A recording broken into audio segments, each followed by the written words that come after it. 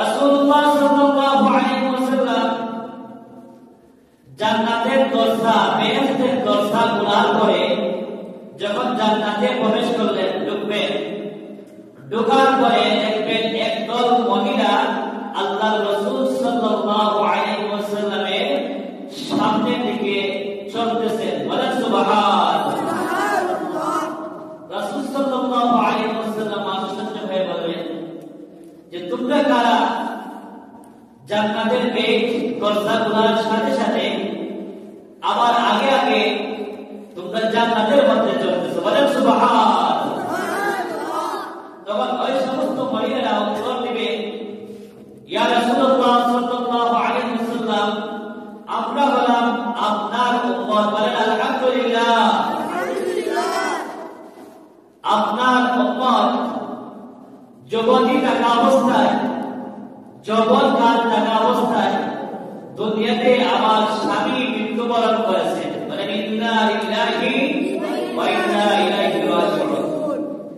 যুবতী থাকা অবস্থায়, যৌবনকাল থাকা অবস্থায় আমার স্বামী মৃত্যুবরণ করিয়াছেন।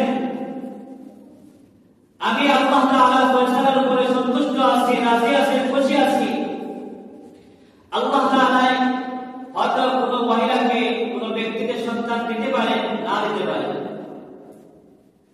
আমার স্বামী মৃত্যুবরণ করার পরে আল্লাহ তাআলার ফয়সালার উপরে আমি সন্তুষ্ট থাকিয়া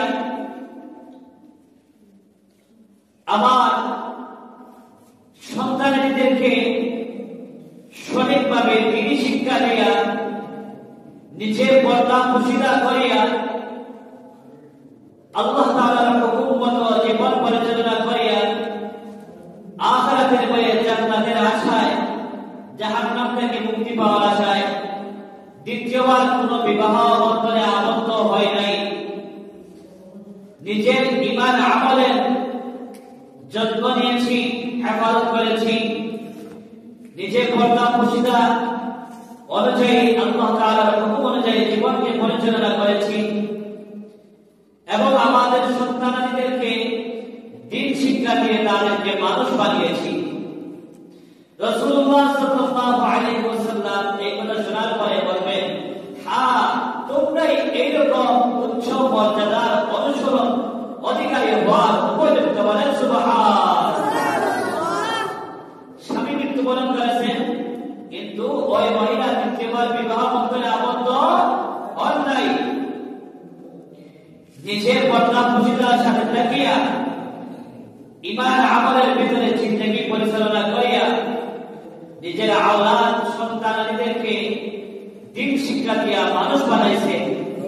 ওইরকম মহিলাগণ মৃত্যুবরণ করার পরে নবীজি সাল্লাল্লাহু আলাইহি ওয়াসাল্লাম জান্নাতের দরজা খোলার পরে নবীজি সাল্লাল্লাহু আলাইহি ওয়াসাল্লামের সামনের দিকে জান্নাতে চলতে থাকেন। সুবহানাল্লাহ। এজন্য ধৈর্য ধারণ করেন যাদের স্বামী নাই, মৃত্যুবরণ করেছে, আর আপনারা পর্দা মুশিদার মধ্যে থাকেন, আল্লাহ তাআলার হুকুম মতো জীবনকে পরিচালনা করেন। সন্তান যদি থাকে তাহলে ওই সন্তানদেরকে দ্বীন শিক্ষা দেন, তাদেরকে মানুষ বানান। আর যদি সন্তান না দেন তাহলে সবর করেন। অবশ্যই আল্লাহ তাআলা আপনাদেরকে আখিরাতে সম্মানিত করবেন।